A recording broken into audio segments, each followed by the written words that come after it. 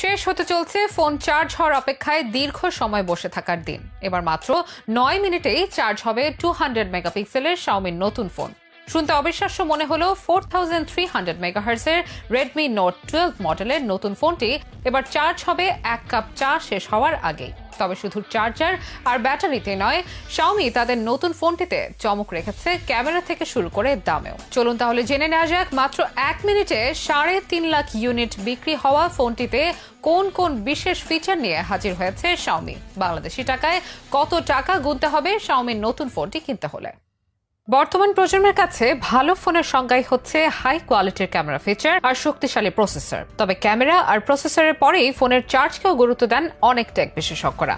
জরুরি মুহূর্তে অচল হয়ে পড়া ফোনের চার্জ দিতে গিয়েই বিপাকে পড়েন অনেকেই। বেশ দীর্ঘ সময় বসে থাকতে হয় ফোনকে চার্জ দিতে গিয়ে। মুঠোফোন ব্যবহারকারীদের এই সমস্যা থেকে উদ্ধার করতে এবার শাওমি নিয়ে এসেছে রেডমি নোট 12 নামে নতুন একটি ফোন, যে ফোনটি মাত্র 9 মিনিটে ফুল চার্জ হয়ে চমকে দিয়েছে প্রযুক্তি প্রেমীদের।